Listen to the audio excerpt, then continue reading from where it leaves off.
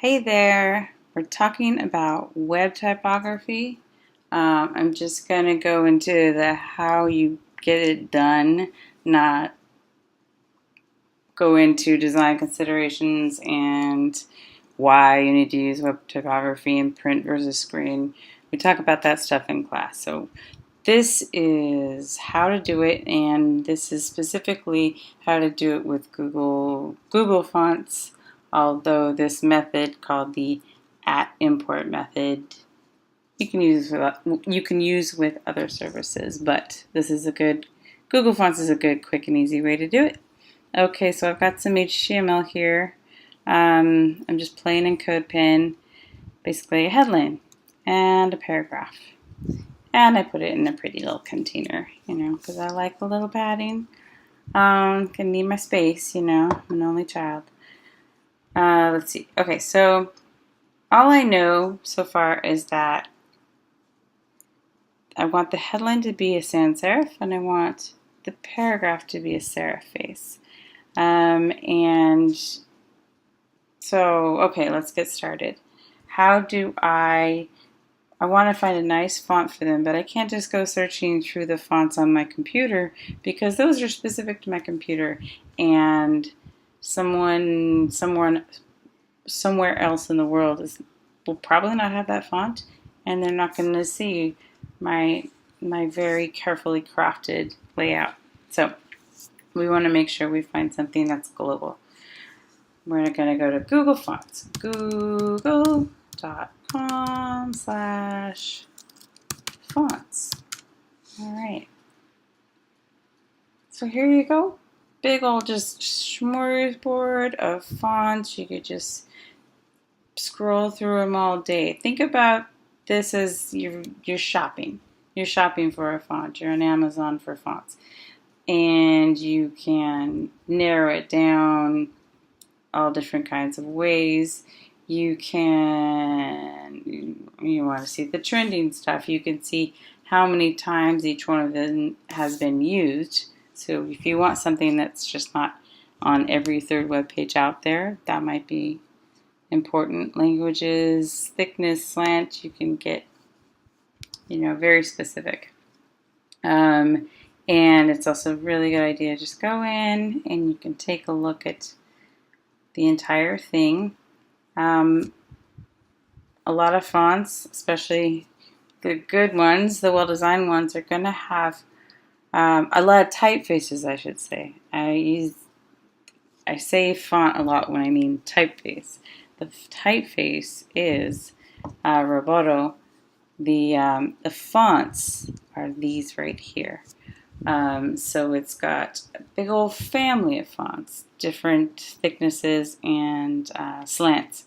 So a good font, the more fonts in the family, most likely it's a better quality font. I'm simplifying this big time, but there's also a way in here for you to see large blocks of text to see how does it look really small. Yes, okay. So I kind of already know what fonts I kind of cheated, did this ahead of time. First one, let's see. Let's just pretend no, that's not it. That's it right there. Okay, Nunito. All right, I like this one. I want to use it for my headline. There's a whole bunch of them, but for now, I'm going to click this, select this font. And what happens there is it kind of gets thrown into my shopping basket, if you will. It's Google's remembering which fonts I want, and then at the end, when I'm ready to check out, I guess, it's all free, don't worry. They'll all be there waiting for me. Okay, great. So I got that one. The other one was Alegria. Here it is. Okay, cool. That's the one. Again, it's got more than one font in the family. Looks okay. So I'm going to grab that one as well. Okay, and maybe I went around and I got a couple more. Maybe I wanted to try some fancy headline fonts. You can grab as many as you want. And then when you're done, go down here. And here's the ones I have, Alegria and Nunito. Now, before I do anything, I'm going to go over to Customize. First of all, look at this. Load time, fast. Okay. That's important. The thing is, these have so many fonts in the family, but it's only grabbing the most common one for you at first. And so now you can go in, you can say, oh, you know what, I'm also going to want the extra bold.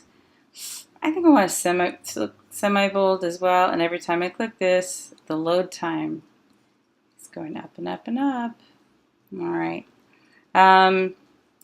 Because every time you link to Google Fonts and ask it to show you a certain font, it sends more and more and more files. Hopefully that just makes sense intuitively. So I can grab as many as I want. I can always go back and get rid of them if I just want to experiment. So this is my headline font here, so I'm going to try bold and extra bold. Okay, let's try those two, and then if I don't, and then I'll get rid of whichever one I don't want. And for the text, regular and italic. Okay, great. All right, let's take it. So we've got the ones we want. Now let's go over to embed. There are two different ways to do this. Both of them involve copying and pasting a snippet of code into your code. You can do that either into your HTML, which is the standard choice here, in which case you would take this HTML looking kind of thing. It's a link tag. You would put it in the head. It should look familiar to you, just like when you link to your style sheets, you have a link tag, and that's perfectly fine. Go ahead and do it if you want. I prefer @import because this basically does the same thing. It says, hey, go talk to Google. Google's going to handle all of my fonts for me, but it's doing it in the style sheet, which kind of makes more sense. I mean, don't we always want to separate the styles from the content?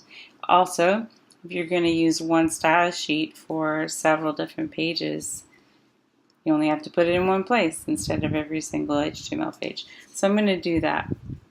Now, it throws in the HTML style tags for you. I guess it's assuming you're going to use embedded CSS, which, you know, some people do.